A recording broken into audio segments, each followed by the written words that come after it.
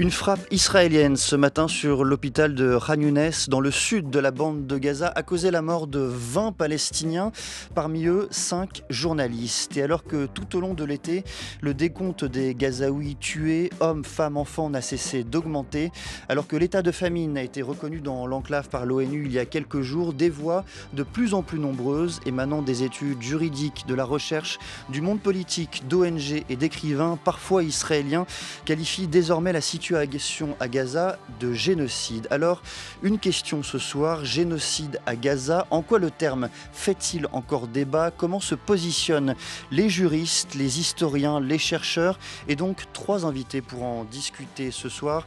Julie Grignon, bonsoir. Bonsoir. Vous êtes professeur associé en droit international humanitaire à Paris Panthéon-Assas, membre du CRDH, le Centre de recherche sur les droits de l'homme et le droit humanitaire. Face à vous, Alban Perrin, bonsoir.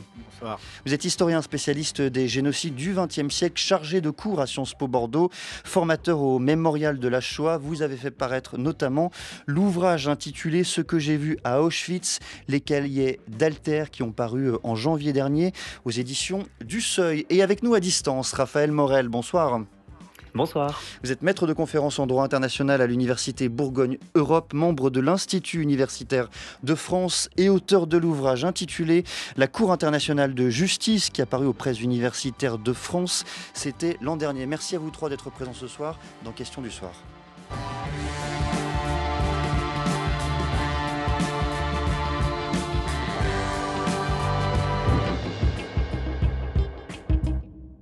Ce n'est pas l'Holocauste. Il n'y a pas de camp d'extermination ici. Il n'y a pas de Treblinka, il n'y a pas d'Auschwitz. Mais il s'agit tout de même de la même famille de crimes.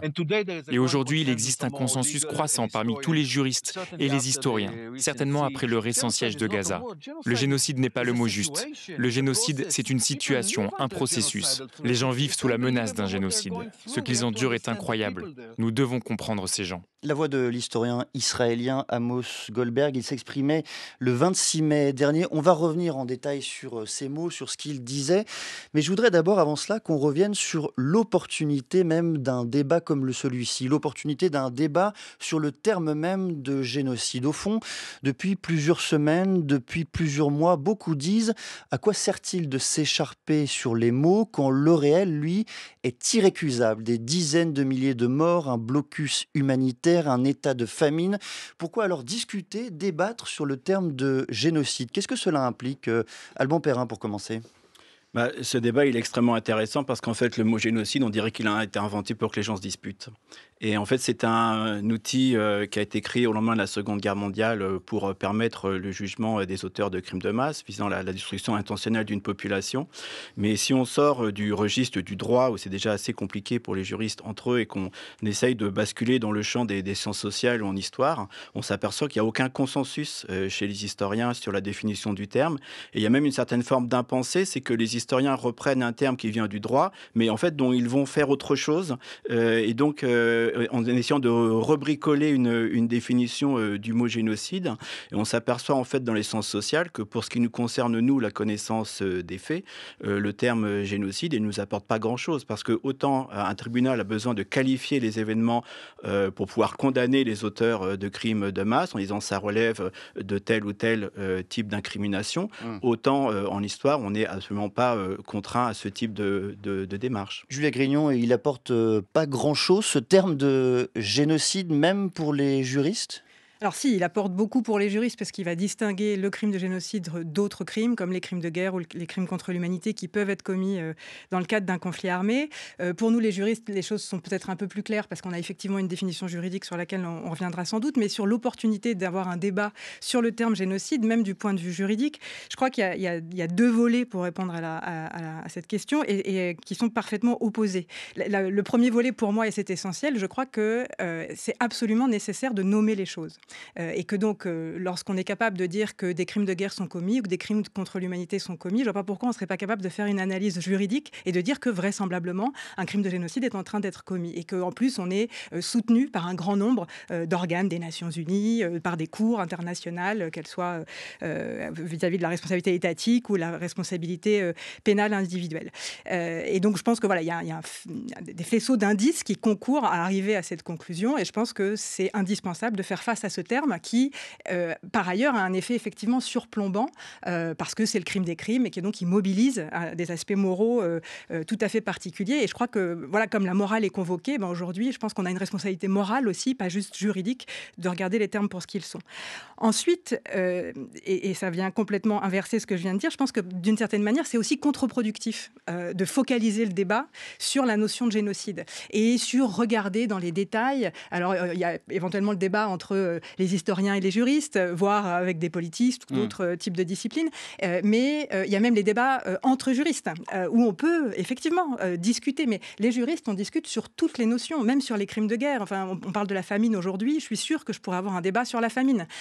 Donc, c'est pas uniquement le génocide qui mobilise le débat, c'est tous les termes juridiques. D'ailleurs, le juge, c'est son rôle de trancher et de dire si oui ou non un crime a été commis, et donc si oui ou non un génocide a été commis. Mais on n'a pas besoin d'attendre qu'un juge se soit prononcé pour pouvoir constater que certains éléments concourent à cela. Et juste pour terminer sur l'effet contre-productif, et je pense qu'on aura peut-être l'occasion d'y revenir, il y a plusieurs crimes internationaux. Aujourd'hui, ce qui se passe dans la bande de Gaza relève du crime de guerre, du crime contre l'humanité et du crime de génocide, des trois à la fois. Est-ce que c'est plus grave un crime de guerre ou un crime contre l'humanité ? Non.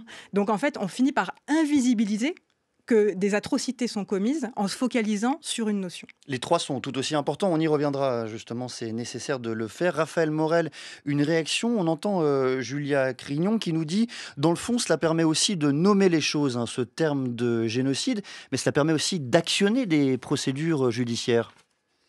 Oui, c'est tout à fait exact. Sur la notion de nommer, Raphaël Lemkin qui a inventé la notion de génocide, on le sait, l'a justement inventé pour désigner, nommer un crime qui n'avait pas encore de nom. Donc effectivement, bien nommer les choses, c'est essentiel.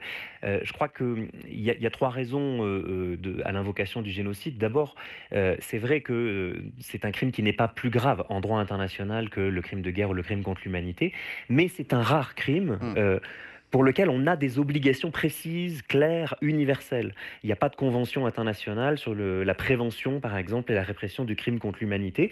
On a une convention, celle de 1948, sur la prévention et la répression du crime de génocide, qui est une sorte finalement de mode d'emploi de ce que les États doivent, auraient dû, devraient faire pour éviter, punir un génocide. La deuxième raison, c'est qu'on a donc ces obligations assez claires sur le génocide qu'on n'a pas peut-être aussi clairement pour d'autres crimes. On a aussi une voie contentieuse qui est ouverte, c'est-à-dire que la Convention permet de saisir la Cour internationale de justice pour finalement prendre à témoin la communauté internationale d'une situation pour accuser un État de ne pas prévenir suffisamment ou de ne pas réprimer l'existence d'un génocide sur son territoire. Et donc ça, c'est assez intéressant, c'est une voie contentieuse qui est particulièrement prisée et évidemment l'Afrique du Sud s'en est saisie s'agissant d'Israël. Et puis enfin, c'est aussi un terme massu, le génocide, ça rejoint ce que disait Julia Crignon, que finalement qui va choquer, qui va mobiliser les opinions publiques au support d'une cause et de l'arrêt des mobilisations, de l'arrêt du génocide par la mobilisation. Malheureusement, je suis assez d'accord avec l'idée que les débats sont en train de devenir contre-productifs et il ne faut pas se limiter à un débat juridique sur les termes. Nous, on peut l'avoir entre nous, les juristes, mais voilà, il faut passer à la vitesse supérieure et il faut maintenant que les États agissent et ne se replient pas derrière un débat juridique qui, lui, peut être tenu plus tard. Mais l'urgence, c'est ce qui se passe sur place. On va essayer de comprendre justement votre point de vue de juriste sur cette notion de génocide appliquée au cas de Gaza. Mais avant cela, Alban Perrin, est-ce que vous êtes d'accord avec le président de la République, Emmanuel Macron, lorsqu'il dit que ce débat est d'abord affaire d'historiens? Vous qui êtes historien. Et ça, c'est intéressant qu'il ait dit ça, parce que justement, c'est une notion de juriste, et que, comme je l'ai dit tout à l'heure, il n'y a pas de consensus du tout en histoire. Et la perspective que j'adopte chaque année avec mes étudiants à Sciences Po Bordeaux, c'est de montrer qu'en fait, du point de vue strictement de l'histoire, le mot génocide est finalement un concept dont on peut se passer pour la description des faits. J'ai envie d'évoquer Marc Bloch et l'apologie pour l'histoire, robespierriste, anti-robespierriste, dites-nous simplement qui était Robespierre. Eh bien, c'est un peu la même chose pour les massacres de masse. Avant de s'écharper pour savoir si tel ou tel événement est ou n'est pas un génocide, c'est important d'abord de décrire ce qui s'est effectivement passé. Et souvent, pour nous en histoire, le mot génocide intervient comme un terme écran, c'est-à-dire qu'au lieu de s'interroger sur ce qui s'est effectivement passé, on va se chamailler de manière indéfinie pour savoir si tel ou tel événement relève ou non de la catégorie de génocide. Et à chaque fois, vous avez des arguments pour et contre qu'on ne peut pas trancher, comme pour la grande famille en Ukraine en 1932, ou quelle était l'intention finalement de Staline, est-ce qu'il voulait détruire la nation ukrainienne ou mettre en place l'État soviétique, etc. Alors il faut partir, j'allais dire, de ces deux strates fondamentales pour comprendre ce qu'est un génocide, pour tenter justement de saisir ce qui se passe à Gaza. Julia Grignon, il faut commencer par la matérialité des faits. C'est la première étape qu'indique la Convention pour la prévention et la répression du crime de génocide de 1948. S'agissant de la matérialité des faits, concrètement ce qui se passe sur le terrain, est-ce que cette première étape coche la case d'un génocide reconnu, établi pour la juriste que vous êtes? Alors, pour répondre à votre question, je dois nécessairement prendre les deux pans de la définition, c'est-à-dire à la fois la matérialité des crimes, c'est-à-dire constater que des actes prohibés sont commis, mais je dois également pouvoir rapporter la preuve que ces actes sont commis dans l'intention de détruire en tout ou partie. Ce sont les deux strates, la matérialité des faits et l'intentionnalité. Absolument, mais pour justement qualifier le crime de génocide, on ne peut pas distinguer l'un de l'autre, parce que c'est ce qu'on appelle un dol spécial, et donc c'est rattaché en fait à la commission des crimes. Parce que si on regarde la liste des crimes qui peuvent être commis dans le cadre d'un génocide, le meurtre, par exemple. Le meurtre, c'est un crime de guerre, c'est un crime contre l'humanité s'il est commis dans le cadre d'une attaque généralisée ou systématique contre une population civile. Et c'est un acte de génocide si il est commis dans l'intention de détruire tout ou partie de la population. Donc, à votre question, je peux répondre oui, selon toute vraisemblance, des meurtres sont commis aujourd'hui dans la bande de Gaza, puisque des personnes sont tuées à bout portant sans qu'elles présentent une menace. Et dans le cadre d'un conflit armé, même lorsqu'on engage les hostilités, des meurtres peuvent être commis. Un autre aspect qui, à mon avis, est particulièrement important, l'un des actes du crime de génocide, c'est la soumission intentionnelle d'un groupe à des conditions d'existence devant entraîner sa destruction physique totale ou partielle. Et là, on rejoint la question de la famine, qui a été déclarée maintenant officiellement par les Nations Unies vendredi. Et donc, sur la matérialité des faits, la réponse est oui. Ensuite, appartiendra au juge de démontrer que ces crimes, ces actes ont été commis dans l'intention de détruire tout ou partie de la population. Mais là, ce qui est très important, je crois, d'observer, c'est que, premièrement, on n'a pas besoin d'attendre qu'un juge se prononce pour, nous, les juristes, poser des qualifications juridiques. C'est notre travail tous les jours dans nos classes, dans nos cours. C'est ce qu'on apprend à faire à nos étudiants, c'est poser des qualifications juridiques sur la base de définitions et du raisonnement juridique. Parce que beaucoup disent, je me permets de vous couper, pardonnez-moi, la Cour internationale de justice n'a pas statué au sujet de la procédure qui a été entreprise par l'Afrique du Sud, et donc on ne peut pas se permettre aujourd'hui de qualifier ce qui se passe aujourd'hui à Gaza de génocide. Alors on ne peut pas parler de crime de guerre, alors on ne peut pas parler de crime contre l'humanité, on ne peut même pas parler de crime, on peut parler de rien. Il faut attendre qu'un juge se soit prononcé. À mon avis, ce n'est pas du tout le rôle du droit d'attendre que des juges se soient prononcés, et notamment parce que justement ces preuves sont très longues à accumuler, à rapporter. Et il faut bien distinguer entre notre rôle de juriste aujourd'hui de poser des qualifications juridiques pour démontrer que des violations sont commises, et le rôle d'un juge qui est de faire une démonstration au-delà de tout doute raisonnable en matière de responsabilité pénale pour engager la responsabilité pénale d'individus. Et c'est bien normal parce qu'il va s'agir éventuellement de les mettre en prison à perpétuité. Donc ça, on ne doit pas le prendre à la légère. Mon rôle et le rôle d'un juge est parfaitement différent. Par ailleurs, et je terminerai là-dessus, ce qui est essentiel aussi, c'est que la Convention de 1948 porte le nom de prévention et répression du crime de génocide. Or, si aujourd'hui on refuse de se prononcer sur la matérialité des faits et sur le caractère intentionnel, alors on ne peut pas déclencher le volet prévention de cette Convention, qui est un volet parfaitement spécifique. Et je crois qu'aujourd'hui, il est absolument essentiel de faire vivre ce volet de prévention de la Convention, de se prononcer et donc de faire en sorte que tous les moyens soient déployés pour prévenir un potentiel génocide si, toutefois, il n'était pas en train d'être commis. Mais visiblement, vu le nombre d'instances qui parlent de risque de génocide, je crois qu'on peut déclencher cette notion de prévention aujourd'hui. Raphaël Morel, une réaction avant même d'ailleurs de se prononcer sur cette notion d'intentionnalité. Un mot sur la matérialité des faits, sur ces 5 points, car il y en a 5 établis par la Convention pour la prévention et la répression du crime de génocide. Oui, alors sur la matérialité des faits, je rejoins l'analyse qui vient d'être faite et effectivement, on a, à mon sens, on a au moins 4 des 5 éléments, mais de toute façon, ils ne sont pas cumulatifs. C'est-à-dire qu'on a effectivement Un seul le suffit. meurtre de membres du groupe, l'atteinte grave à l'intégrité physique ou mentale de membres du groupe, la soumission intentionnelle du groupe à des conditions d'existence devant entraîner sa destruction physique totale ou partielle, des mesures visant à entraver les naissances au sein du groupe. Tout cela, malheureusement, on peut le constater assez aisément au regard des faits qui sont établis. Le dernier élément possible, l'acte possible pour constituer cette matérialité, c'est le transfert forcé d'enfants du groupe à un autre groupe. Ça, j'ai pas eu d'éléments en ce sens, mais voilà, l'un de ces éléments suffit à fonder la matérialité. Ensuite, je voulais rebondir sur la question du rôle de la justice internationale. Et je crois qu'il faut vraiment avoir en tête que le temps de la justice n'est pas le temps de l'action sur le terrain. Effectivement, le droit, il vient poser des obligations de prévention, il vient poser un régime juridique et une possibilité, dans le meilleur des cas, de saisir une juridiction internationale pour faire valoir ses droits, envisager des réparations lorsque un fait internationalement illicite ou des crimes internationaux ont été commis. Mais voilà, il ne faut pas attendre que des juges sortent un fusil une fois qu'ils ont qualifié un fait et viennent faire cesser le conflit.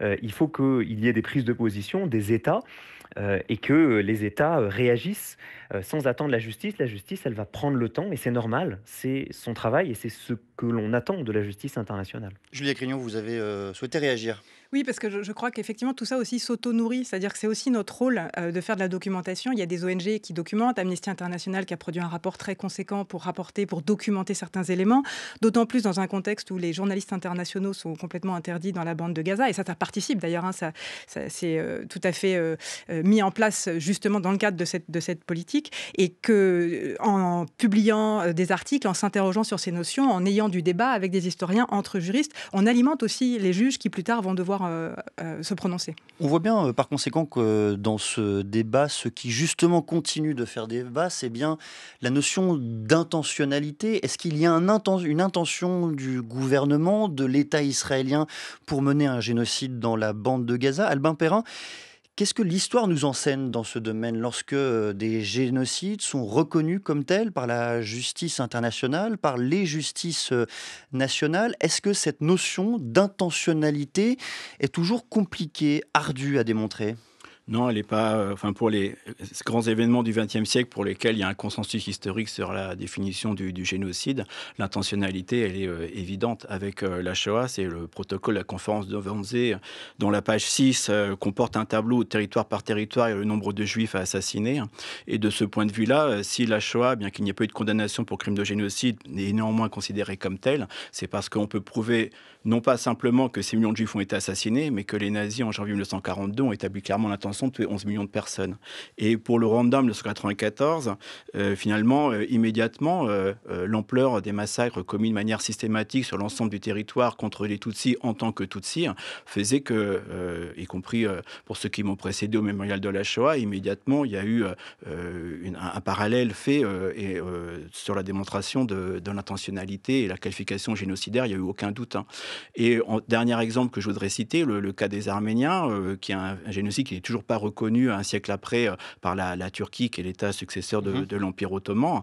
En fait, si malgré tout on peut utiliser le terme génocide, c'est parce qu'au-delà de la question des massacres et des déportations, on se rend compte qu'il se passe les mêmes événements dans des provinces non contiguës simultanément à partir du printemps 1915, ce qui démontre bien qu'il y a une politique centrale. Donc dans ces cas-là, l'intentionnalité, elle est facile à démontrer, malheureusement. La voix de Benyamin Netanyahou, il répondait justement à l'accusation de génocide, c'était le 26 janvier 2024. Comme tous les pays, Israël a le droit inhérent de se défendre. La tentative ignoble visant à priver Israël de ce droit fondamental constitue une discrimination flagrante à l'encontre de l'État juif. Elle a été rejetée à juste titre. L'accusation de génocide portée contre Israël est non seulement fausse, mais aussi scandaleuse, et toutes les personnes honnêtes devraient la rejeter. Quand on écoute, Juliette Grignon, les représentants aujourd'hui de l'État israélien, du gouvernement israélien, les différentes déclarations qu'ils ont pu commettre au cours des derniers mois et des dernières semaines, je voudrais vous en donner quelques-unes. Le ministre des Finances, Bezalel Smotrich, qui explique « Dans quelques mois, nous pourrons déclarer que nous avons gagné. Gaza sera totalement détruite ». Fin de citation. Un autre ministre de la Défense, cette fois-ci Israël Katz, qui écrivait « Il s'agit du dernier avertissement avertissement. Suivez le conseil du président des États-Unis, rendez les otages et jetez dehors le Hamas. Et de nouvelles options s'ouvriront pour vous, y compris la relocalisation dans d'autres parties du monde. Pour ceux qui en font le choix, l'alternative est la destruction et la dévastation totale. Un dernier exemple, le ministre du Patrimoine qui a plusieurs fois parlé de bombes nucléaires qu'Israël pourrait lâcher sur la bande de Gaza. Est-ce qu'on a là affaire à un faisceau d'indices qui laisse entendre une intentionnalité? Est-ce que cela correspond là à une définition juridique? Alors là, je vais reprendre les termes de deux de mes éminents collègues, Olivier de Frouville et Julien Fernandez, qui sont des spécialistes de droit international pénal, qui d'ailleurs cet été ont initié une tribune dans Libération qui a rassemblé plus de 150 juristes exprimant ce sur quoi on se mettait d'accord, même s'il peut y avoir donc du débat comme on l'a dit. Donc on est quand même très nombreux à être d'accord sur des éléments essentiels. Et suite aux propos que vous avez rapportés... Et qui reconnaît en creux, mais avec des détours de phrases, il faut le dire aussi, un génocide. Tout à fait, oui. Et là, donc, il n'avait pas attendu cet été pour se prononcer, puisque déjà en avril 2025, suite aux propos que vous avez rapportés, il publiait une tribune tous les deux dans Le Monde dans lequel il disait qu'il n'avait jamais vu dans l'histoire exprimer aussi ouvertement une intention de destruction d'une partie d'un groupe humain et jamais à notre connaissance une telle intention n'avait été formulée si clairement. Voilà, quand vous avez deux éminents spécialistes de droit international pénal qui observent la jurisprudence des tribunaux pénaux internationaux, qui observent les conflits, qui observent la manière dont surviennent les génocides et qui font cette déclaration, croyez-moi, c'est pas une déclaration qui est faite à la légère. Je pense que ce que vous avez dit, parler d'animaux humains, parler de dévastation totale, de destruction complète, et c'est pas les seuls à l'avoir fait, Raphaël Maison aussi a dit que c'était la libre parole génocidaire. Donc on est quand même un certain nombre à constater que au cours de notre carrière, on a assisté à des génocides, le Rwanda en 1994, plus exactement le génocide des Tutsis au Rwanda en 1994, ou encore le massacre de Srebrenica qui a été reconnu comme un génocide en 1995, jamais on avait vu une telle libération de la parole et une telle intentionnalité déclarée. Vous êtes d'accord avec cette affirmation, Alban Perrin? Moi, ça me semble presque contradictoire avec ce que vous disiez au sujet de la Shoah, au sujet là aussi du génocide au Rwanda, au génocide des Tutsis. Je voudrais ajouter un point, c'est que dans le cas de la Shoah ou du génocide des Tutsis au Rwanda en 1994, ou pour le génocide des Arméniens, les pouvoirs génocidaires ont inventé un ennemi imaginaire. Or, là, on est dans le cadre d'un conflit armé et que l'État d'Israël a été attaqué sur son territoire le 7 octobre 2023 et que la guerre qui se poursuit depuis 2 ans, elle se fait dans le prolongement de cette attaque terroriste de masse. Et donc, on n'a pas affaire là à un ennemi imaginaire, fantasmé. Il y a effectivement au départ une situation de conflit effectif, même si évidemment le droit de se défendre n'implique pas le droit de commettre des crimes de masse contre des populations civiles. Raphaël Moerel, une réaction sur cette notion d'intentionnalité. Est-ce que vous identifiez, vous aussi, une intentionnalité dans les propos tenus par les différents représentants d'extrême droite, pour la plupart, du gouvernement israélien ? Oui, alors c'est effectivement un débat très compliqué que je voudrais essayer d'expliquer. Mais tout d'abord, revenir sur ce qu'a dit Alban Perrin. Évidemment, l'État d'Israël a bien un droit de légitime défense, et c'est d'ailleurs ce que dit son président en droit international. Mais bien entendu, cela ne l'autorise en aucun cas à continuer une politique de colonisation qui a été déclarée clairement illicite par la Cour internationale de justice, ni à commettre des actes que le monde entier a choisi de bannir de l'humanité en 1945. Donc c'est normal, évidemment, qu'ils s'en défendent. Et l'argument effectivement principal va être de dire il n'y a pas d'intention génocidaire. Pourquoi cette notion elle pose problème et pourquoi elle est tant discutée, c'est parce que contrairement peut-être à ce que Alban Perrin nous a dit en matière d'histoire, en droit elle est beaucoup plus complexe et lorsqu'on observe la jurisprudence internationale, eh bien, on se rend compte que le seuil pour prouver cette intentionnalité, il est assez élevé. C'est-à-dire que cette intentionnalité, déjà les juridictions ont écrit dès les années 90 qu'elle était rarement formulée de manière expresse. Le tribunal pénal international pour l'ex-Yougoslavie nous dit dans une affaire qui est célèbre que les signes de l'intention génocidaire sont rarement manifestes. Donc il faut effectivement aller chercher un ensemble de déclarations, un ensemble de faits. La Cour internationale de justice nous a dit dans les années 2000 que pour établir cette intentionnalité, il fallait qu'il n'y ait pas d'autre interprétation possible de la succession, de la ligne de conduite menée par l'État qui commet le génocide. Et ça rend les choses compliquées. Et donc, il y a débat là-dessus. Mais aujourd'hui, il faut bien comprendre qu'il y a beaucoup d'indices qui vont quand même dans ce sens. Vous en avez cité beaucoup. Et d'autre part, il faut signaler qu'il y a un certain nombre d'États, dont la France, mais elle n'est pas seule, il y a aussi l'Allemagne, le Danemark, qui plaident pour un abaissement de ce seuil et qui disent on ne peut pas rester à un seuil qui est inutilement haut. Et il faut qu'on puisse prouver une intentionnalité sans forcément aller chercher la seule interprétation possible de ces faits. Il faut que ce soit un petit peu plus souple pour qu'on puisse nommer des génocides. Et donc voilà, il y a une autre procédure devant la Cour internationale de justice qui est initiée par la Gambie contre la Birmanie, où la France exprime cette position en demandant à la Cour d'abaisser le seuil, en prenant en considération le fait que lorsque des enfants sont visés, par exemple pris parmi d'autres, eh bien, cela peut montrer que finalement le but des actions matérielles n'est pas forcément uniquement sécuritaire, mais ça peut permettre d'inférer, de déduire cette intention génocidaire. Donc vous voyez qu'il y a un débat de juristes qui continue et qui est porté par des États. Un autre débat de juristes, Julia Grignon, c'est intentionnalité, mais intentionnalité de qui? Certains disent, au fond, l'intentionnalité, elle est compliquée aujourd'hui à démontrer, car on ne sait pas si des ordres formels au sein de l'État ont été transmis, si des directives ont été diffusées. Est-ce qu'il faut cela, dans le fond, un engagement, j'allais dire, formel, juridique de l'État pour démontrer cette intentionnalité génocidaire? Alors ça dépend quelle responsabilité on recherche. Est-ce qu'on recherche la responsabilité de l'État ou est-ce qu'on recherche la responsabilité des individus? Et lorsqu'on cherche C'est pas la même procédure. Non, c'est pas la même procédure. La responsabilité des États, c'est la Cour internationale de justice dont Raphaël vient de parler. Et la responsabilité pénale individuelle, en l'occurrence, c'est la Cour pénale internationale, mais c'est aussi les juridictions nationales et qui donc vont chercher des responsabilités d'individus. Et donc la Cour pénale internationale, elle a émis des mandats d'arrêt contre Benjamin Netanyahou et Yoav Gallant, nommément, pas sur le chef de génocide, crime de guerre, crime contre l'humanité, mais pas sur le chef de génocide. Elle pourrait le faire. Et d'ailleurs, quand elle a émis ses mandats d'arrêt, ce qui est intéressant, c'est que donc elle parle de crime de guerre et de crime contre l'humanité, mais dans le communiqué de presse qui a été formulé à ce moment-là, elle parle de conditions de vie calculées pour entraîner la destruction d'une partie de la population civile. Destruction d'une partie de la population, ça fait quand même résonner crime de génocide. Et donc c'est comme si la Cour se laissait la porte ouverte d'apporter ensuite une nouvelle incrimination de génocide.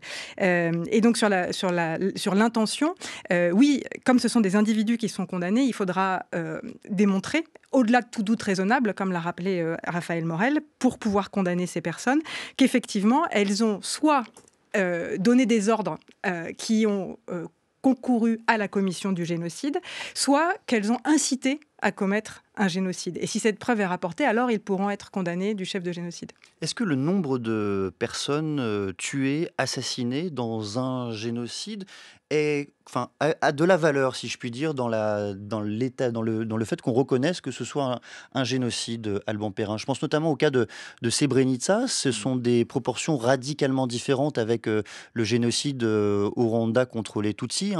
8 000 pour Srebrenica, 800 000 pour les Tutsis au Rwanda. Et les deux sont qualifiés de génocide. En fait, je vais répondre, mais c'est plus une question pour les juristes que vous avez invités, parce qu'en fait, le critère A de l'article 2 de la Convention de 48, c'est meurtre de membres du groupe. Et il y a un S à membre. Donc, c'est à partir de 2. Voilà. Donc, si 2 membres du groupe, elle me sourit, donc j'ai bien répondu. Donc, si 2 membres du groupe, valide avec le sourire. Si 2 membres du groupe sont assassinés si 2 membres du groupe sont assassinés simplement parce que c'est un meurtre, ça ne relève pas du crime de génocide. Pour qu'il y ait génocide, il faut pouvoir démontrer que ces meurtres sont commis dans l'intention de détruire un groupe national, ethnique, racial ou religieux en tant que tel. Donc, c'est absolument pas le nombre de morts qui fait le génocide. L'exemple que je pense souvent avec les étudiants que j'ai à Bordeaux chaque année, c'est que le grand bond en avant qui en Chine populaire fait dans les années 50, d'après les historiens de la Chine, entre 30 et 40 millions de morts, n'est pas considéré comme génocide. On ne parle pas d'un génocide des Chinois, alors que c'est un crime beaucoup plus meurtrier que la Shoah.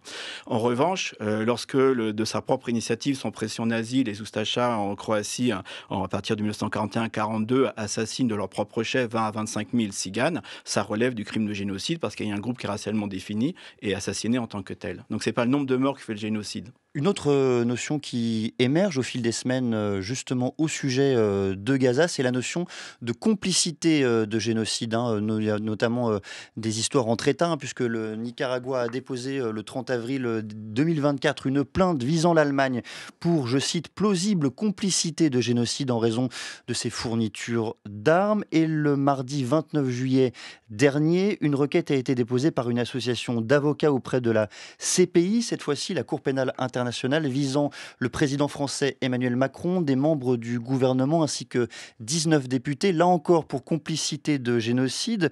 Raphaël Morel, justement, comment aborder là cette fois-ci cette notion-là, celle de complicité? Alors, il faut distinguer les 2 procédures, hein, qui sont tout de même très Absolument. différentes pour la raison qu'a rappelé, Julia Grignon tout à l'heure, Les États d'un qui est côté avec la que Cour internationale de justice et la exactement, CPI voilà. pour les individus.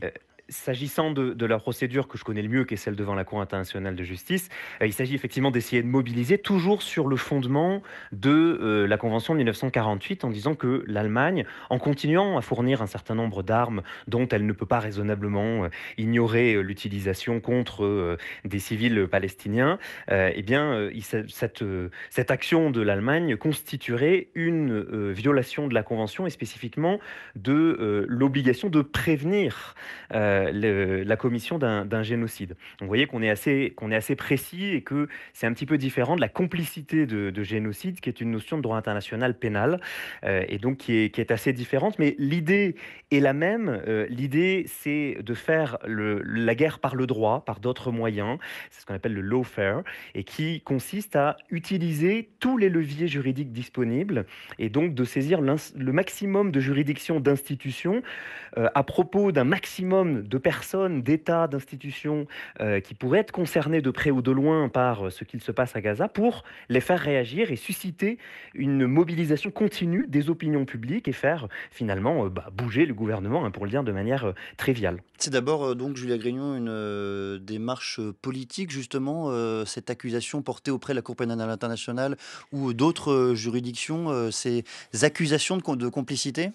C'est difficile à dire si c'est une démarche politique, c'est aussi une démarche juridique parce que c'est saisir des instances juridictionnelles. Mais effectivement, comme le dit Raphaël, et ça on le voit déjà depuis l'invasion de la Russie sur le territoire de l'Ukraine depuis 2022, c'est la manière dont les organes juridictionnels ou quasi-juridictionnels sont mobilisés par un très grand nombre d'acteurs pour apporter des réponses dans une situation alors que le conflit est encore en cours. Ça, c'est véritablement nouveau. Souvent, on avait des conflits, puis on avait la justice qui arrivait très longtemps après. Aujourd'hui, je pense que parce que des juristes ont été bien formés dans ma génération et de celle qui nous suit, peut-être encore mieux que celle qui nous précède parce qu'on est plus nombreux et que l'intérêt s'est développé aussi grâce aux tribunaux pénaux internationaux, l'avènement de la Cour pénale internationale, etc. Et qu'en fait, ces personnes connaissent très bien les arcanes du droit, savent très bien sur quel point actionner. Et donc oui, ce sont des usages stratégiques du droit pour essayer de régler certaines questions et d'attirer l'attention, et ça je crois que c'est tout à fait légitime, sur un certain nombre de comportements qui se jouent pendant les conflits armés, et donc c'est l'un des moyens aussi pour essayer de les faire cesser. Vous souhaitiez compléter, Raphaël Morel, sur le sujet de la confusion? Oui, tout à fait, parce que finalement, cette médiatisation qui est effectivement très récente, hein, on l'a eu aussi avec l'affaire de la Gambie contre le Myanmar en fin des années 2010, avant Ukraine-Russie, mais Ukraine-Russie, c'est vraiment, à mon avis, le point de départ d'une stratégie globale des acteurs victimes de violations du droit international, de sensibiliser le plus massivement à leur cause, mais cela crée quand même une confusion qui renvoie au caractère contre-productif de l'invocation permanente du génocide dont parlait Julia Grignon au début de notre émission. C'est-à-dire que finalement, à force de médiatiser des conflits, eh bien, il est à craindre que l'opinion publique finisse par ne plus rien y comprendre. Et c'est là où le rôle des juristes, des historiens et de finalement ce qu'on fait aujourd'hui est vraiment très important. Voilà ce que je voulais ajouter. En tant qu'historien, Alban Perrin, est-ce que vous saisissez les raisons justement pour lesquelles la notion de génocide prend le pas sur celle de crime contre l'humanité, même sur celle de crimes de guerre? Au fond, les juristes nous disent que ce sont trois notions d'importance équivalente. Pourquoi celle de génocide emporte tout? C'est une vaste question. Au moment du procès contre Maurice Papon à Bordeaux en 1997-98, l'une des stratégies de défense de Maître Varro, qui défendait l'ancien secrétaire général de la préfecture de Gironde, était de dire il ne faut pas dévaluer la notion de crime contre l'humanité. Ce que mon client a pu faire ne relève pas de cette catégorie. Et donc, c'était vraiment encore à cette époque-là la notion de crime contre l'humanité qui pouvait apparaître comme celle du crime des crimes. Il y a une telle inflation politique dans l'usage du mot génocide que finalement cette notion se retrouve elle-même dévaluée et que d'autres notions juridiques sont tout aussi importantes juridiquement, mais finalement il n'en est presque plus question. On n'entend pas de tribune dans la presse dénonçant des crimes contre l'humanité dans la bande de Gaza. C'est immédiatement le terme génocide qui est utilisé. Et donc on se demande quel nouveau terme va être utilisé pour faire encore pire le génocide au carré à l'avenir lorsque cette notion sera définitivement dévaluée. Et en l'occurrence, il me semble que la notion de crime contre l'humanité en l'espèce, qui désigne une attaque, un ensemble d'actes commis dans le cadre d'une attaque systématique ou généralisée contre une population civile, est-ce que finalement, et c'est d'ailleurs les mandats qui avaient été lancés par la CPI contre Benyamin Netanyahou et Van Galan, est-ce que finalement ça c'est pas plus simple, si on veut vraiment les condamner et les poursuivre, est-ce que c'est pas plus simple, puisqu'il n'y a pas d'intentionnalité à démontrer, que d'avoir forcément recours à la notion de génocide? C'est cela le paradoxe aussi, Julia Grignon. Beaucoup de juristes nous disent également que la notion de crime contre l'humanité, de crime de guerre, deux notions qui sont parfois plus faciles à démontrer que celle de génocide. Oui, parce que le crime de guerre, par exemple, si je reprends l'exemple du meurtre, un meurtre est un crime de guerre s'il est commis dans le contexte d'un conflit armé et qu'il est lié à ce conflit armé. Un meurtre est un crime contre l'humanité, comme vous l'avez rappelé, si il est commis dans le cadre d'une attaque généralisée ou systématique contre une population civile. Et démontrer l'existence d'une attaque généralisée ou systématique contre une population civile, c'est plus facile que de démontrer l'intention génocidaire qui est rattachée au crime de génocide. Donc c'est plus facile, effectivement, de rapporter les preuves matérielles du crime de guerre ou du crime contre l'humanité. Et la Cour pénale internationale est compétente pour l'ensemble de ces crimes. Pour l'ensemble de ces crimes qui sont d'égale gravité au sens du statut de Rome qui crée la Cour pénale internationale. Et donc, effectivement, et ça c'est un peu comme on l'a dit au début, focaliser le débat sur la notion de génocide invisibilise que des actes très graves sont commis, qu'ils relèvent du crime de guerre et du crime contre l'humanité de manière encore plus vraisemblable que du génocide, et que c'est tout aussi grave que des meurtres soient commis ou que la privation de nourriture existe dans la bande de Gaza. C'est tout aussi grave, quelle que soit la qualification qu'on porte. Et ce qu'il faut, et Raphaël l'a dit aussi, c'est agir en fait et pas débattre sur les termes. En revanche, par rapport à ce que Raphaël Morel a dit tout à l'heure sur le fait que effectivement les notions étaient un peu mobilisées à tort et à travers, notamment dans le débat public, etc. Moi, au contraire, j'ai tendance à penser que c'est une bonne chose. C'est-à-dire que pour une part, j'ai été assez corsetée dans les catégories juridiques. J'ai été très prudente dans le passé à poser les bonnes qualifications, à ne pas parler d'un terme pour un autre, etc. À éventuellement, quand j'écoute la radio, à me dire non mais c'est pas du tout ça. Et à m'énerver toute seule. À vous agacer. Voilà. Et aujourd'hui, plus du tout, parce que je crois qu'en fait, le plus important, c'est qu'on en parle et que tout ça invite à agir. Et ensuite, c'est notre rôle, nous, en tant que juristes, historiens, philosophes, de ramener du sens dans le débat depuis chacune de nos disciplines. Et c'est aussi tout le sens de la recherche scientifique. C'est le débat d'idées, c'est la contradiction, c'est l'opposition des idées. Et c'est comme ça qu'on fait aussi avancer les connaissances. Et c'est aussi comme ça qu'on va finir par reconnaître des génocides qu'on n'aurait peut-être pas reconnu dans le passé, et je crois que c'est un progrès. Une belle conclusion donc pour ce premier débat de l'année. Merci à tous les trois d'être venus discuter. Julia Grignon, professeure associée en droit international humanitaire à Paris Panthéon Assas, membre du Centre de recherche sur les droits de l'homme et le droit humanitaire. Alban Perrin, historien spécialiste des génocides du XXe siècle, chargé de cours à Sciences Po Bordeaux. Raphaël Morel à distance, maître de conférences en droit international à l'Université Bourgogne-Europe. Merci à celles et ceux qui ont préparé cette émission. Stéphanie Villeneuve, Diane de Vancey, Mathias Mégy et Antoine Héral. À suivre après le journal Lumière sur une notion, le Grand Israël. De quoi s'agit-il? Pourquoi cette idée est-elle mobilisée par le gouvernement de Benyamin Netanyahou? À suivre.